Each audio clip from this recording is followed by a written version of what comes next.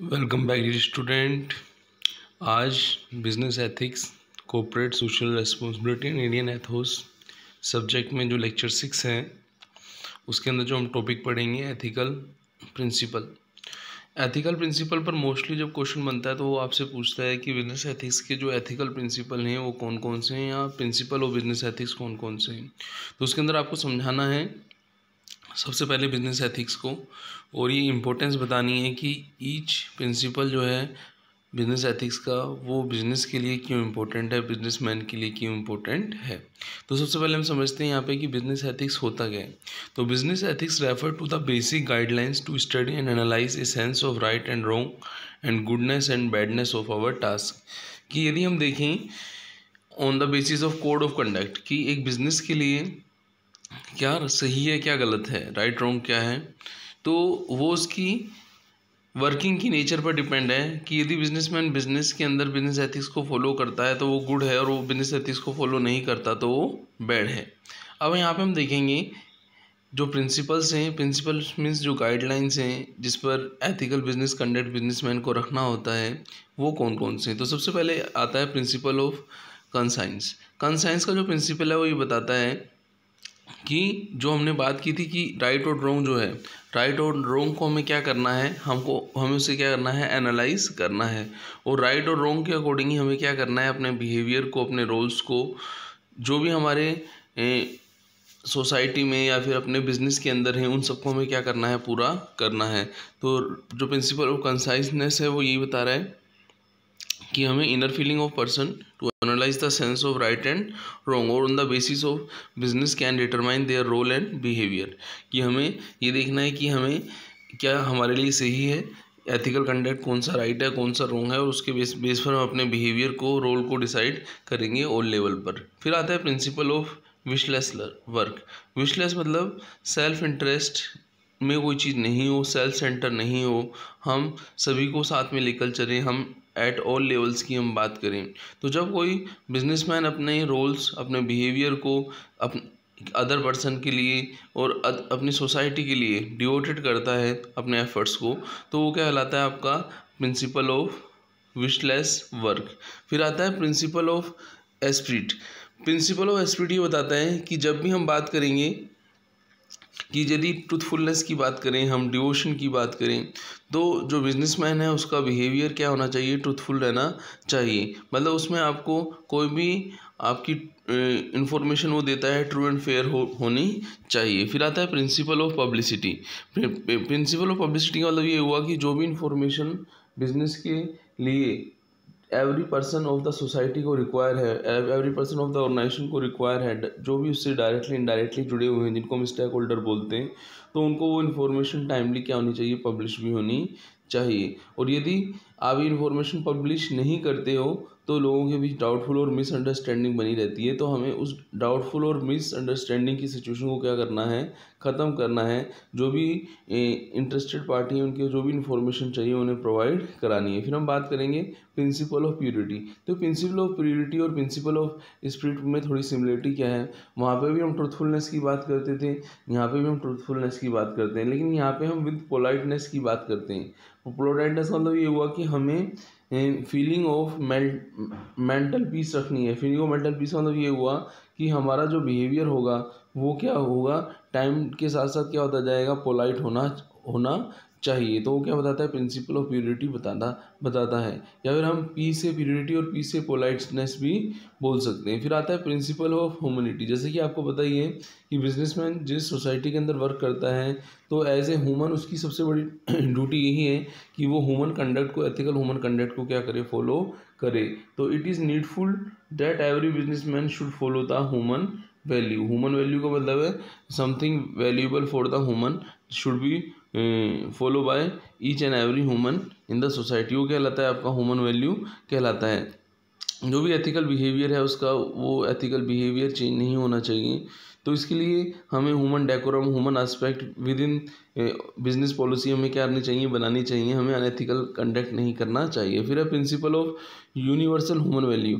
Universal value का मतलब समझ गए होंगे आप कि जो भी यूनिवर्सली एक्सेप्टेड है, जो भी नेचुरली एक्सेप्टेड है, तो बिजनेसमैन को अपना कंडक्ट या परफॉर्मेंस या टास्क या बिजनेस एक्टिविटी इस तरीके से करनी चाहिए जिसको यूनिवर्सली अजम्पशन कस्टम वो एक्सेप्टेबल हो। यदि वो एक्सेप्टेबल नहीं है तो हम ये कहेंगे कि principle of universal value follow नहीं हो रहा है। फिर आता है कमिटमेंट। कमिटमेंट का मतलब ये हुआ कोई भी बिजनेस जब बिजनेस के ऑब्जेक्टिव सेट करता है तो कहीं ना कहीं वो कुछ कमिट करता है अपनी सोसाइटी के लिए, तो वो जो कमिट उसने किया हुआ है उसका implementation with honesty and responsiveness के साथ होना चाहिए। कुछ बिजनेसमैन क्या करते हैं, उन चीज़ों को क्या कर देते हैं, ऑब्जेक्टिव को सेट तो कर लेते हैं लेकिन उनमें कमिटमेंट नहीं दिखाई देता, जबकि कमिटमेंट भी जरूरी है और उसका रेस्पॉन्स भी होना बहुत जरूरी है। तो ये प्रिंसिपल ऑफ कमिटमेंट है।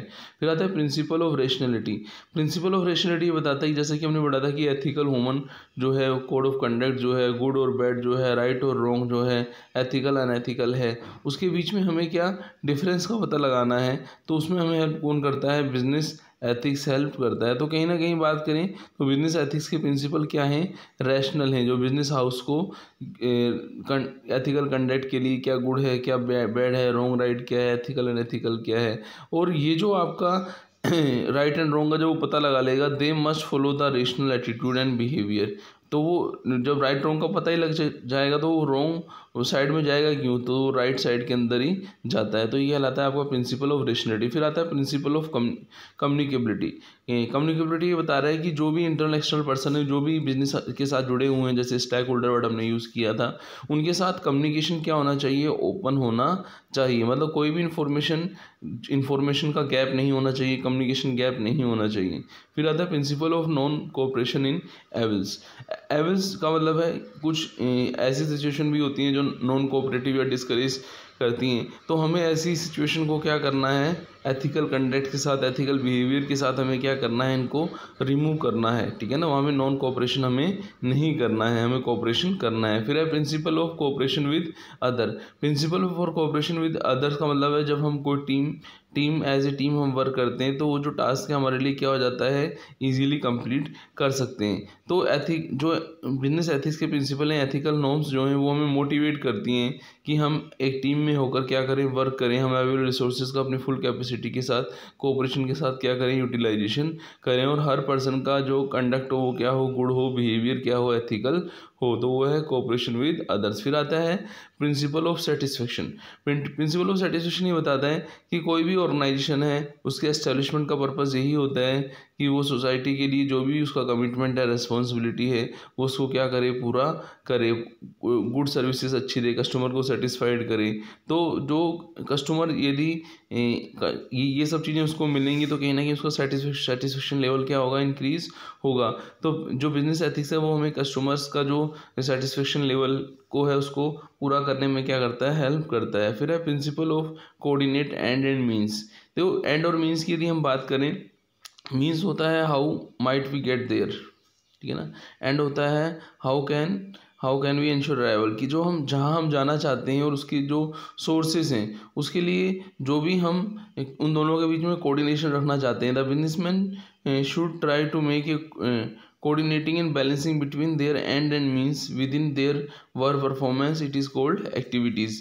कि बिजनेसमैन को क्या करना चाहिए, जो भी उसके मीन्स का मतलब है, जो उसने एंड रिजल्ट रखे हुए हैं, जो टारगेट रखे हुए हैं, उसके लिए जो हमें रिसोर्सेज चाहिए वो क्या कहलाते हैं, मीन्स कहलाते हैं। मीन्स मतलब रिसोर्सेज। तो हमें क्या करना चाहिए, एंड्स और मीन्स के बीच कोऑर्डिनेशन करते हुए उन्हें बिजनेस की एक्टिविटी को क्या करना चाहिए, कंडक्ट करना चाहिए। फिर आता है principle of due process. Principle of due process ये बताता है कि जब हम डिसीजन लेना चाह रहे हैं, कोई भी परफॉर्मेंस रिक्वायर है उस टाइम के अंदर, तो उस परफॉर्मेंस को हमें प्रॉपर डिसीजन के साथ क्या करना चाहिए, रीजनेबल टाइम के अंदर जो वर्किंग प्रोसेस है उसको पूरा करना चाहिए। तो ये प्रिंसिपल ऑफ ड्यू प्रोसेस कहलाता है कि जो भी प्रोसेस है उसके लिए जो टाइम रिक्वायर है, जो डिसीजंस लेने हैं, तो हमारे ऑर्गेनाइजेशन के अंदर जो भी ह्यूमन रिसोर्सेज है वो मिलके क्या करें, इस तरीके के डिसीजन लें और लोगों को अपना अपना रोल या टास्क क्या करना है, पूरा करना है डिसीजंस को लेने में। फिर हम बात करेंगे principle of liking in expectation. देखो कोई भी ऑर्गेनाइजेशन है वो हर चीज़ें प्री डिसाइडेड करके मानते हुए चलता है, तो जो भी उसका एक्सपेक्टेशंस है उसको अपने जो टीम है उसके साथ क्या करना चाहिए, जोड़ना चाहिए। तो principle of liking in expectation मतलब ये हुआ कि वो जो आपका टीम जो ग्रुप के मेंबर हैं या टीम के मेंबर हैं उन सबको वो चीज़ें क्या होनी चाहिए, कम्युनिकेट होनी चाहिए, ताकि वो अपनी एथिकल नॉर्म्स कंडक्ट्स को बिजनेस को क्या कर सकें, चेंज कर सकें, अपने बिहेवियर के अंदर चेंज कर सकें, और वो कहीं ना कहीं उनकी परफॉर्मेंस में एक्सीलेंस लाए और वो एक्सपेक्टेशन को क्या करें, पूरा करें। फिर आता है प्रिंसिपल ऑफ ट्रांसपेरेंसी। ट्रांसपेरेंसी का जो प्रिंसिपल है वो आपका ट्रूथनेस से मिलता जुलता है। आपको याद हो हमने पढ़ा था प्रिंसिपल ऑफ स्पिरिट वाला, प्यूरिटी वाला, तो प्रिंसिपल ऑफ ट्रांसपेरेंसी भी थोड़ा उससे मिलता जुलता है। वही कहता है कि जो भी हम बिजनेस के अंदर ट्रू एंड फेयर व्यू जो रखेंगे वो क्या होना चाहिए, आपका हर जो पर्सन है कुछ बिजनेस से जुड़ा हुआ, इसको हम स्टेक होल्डर बोल रहे हैं, चाहे वो गवर्नमेंट हो, चाहे वो सोसाइटी हो, चाहे वो कस्टमर हो, सप्लायर हो, कॉम्पिटिटर्स हो, तो उन सबको जो भी इंफॉर्मेशन जो दी जाए वो क्या होनी चाहिए, ट्रांसपेरेंट होनी चाहिए, कि उसमें कुछ आपका कोई मैनिपुलेशन नहीं होना चाहिए। तो यहाँ पे हमने एथिकल प्रिंसिपल्स को हमने पूरा किया। थैंक्स।